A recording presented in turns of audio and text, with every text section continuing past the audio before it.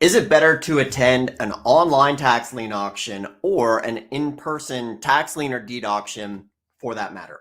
So let's dive into that here today because as we are growing in technology, there are a lot more opportunities for you to be able to attend an online tax lien sale.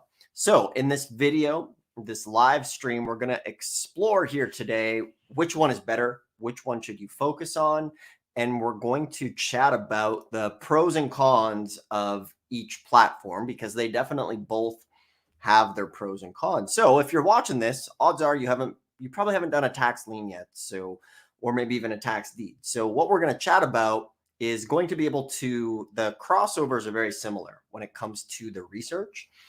And you're going to find a lot of counties are now starting to do online auctions. And this can be a good thing and it can be a bad thing depending on where you are. So let's chat about online tax lien auctions. So first off, let's look at the cons, the pros and cons, right? So first off, you can have sometimes technical glitches or issues with the websites, and some of these websites can be very confusing.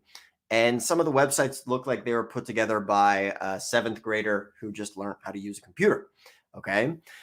From there, a lot of the times with the tax lien sale with these, sometimes it's really hard if you don't have boots on the ground. That can be a negative as well. There can be overwhelming choice, right? There can be 1,000 different things. And sometimes because it's easier to go to, there can be an increased amount of competition at online sales.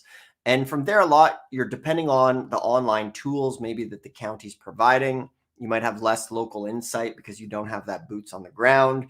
You could have some security, cyber concerns. Sometimes you have to fund like an escrow account for your tax liens because there's been bad apples who maybe bid on tax liens and they don't pay for them. So this is why some of these counties now have had to put systems in place where you have to deposit a certain amount of money and then maybe that money gets held for a certain amount of time, regardless if you get a property or not. And then what else do we have here?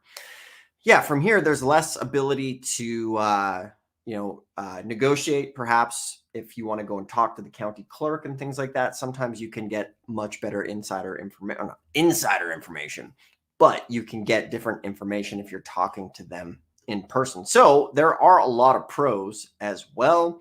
And before we go into those, if you're first tuning in, appreciate you hopping on with me here today. I'm Dustin Hahn. I've been doing this stuff now for about 20 years. And the channel is dedicated to helping you use tax liens and deeds as your vehicle to get into real estate investing.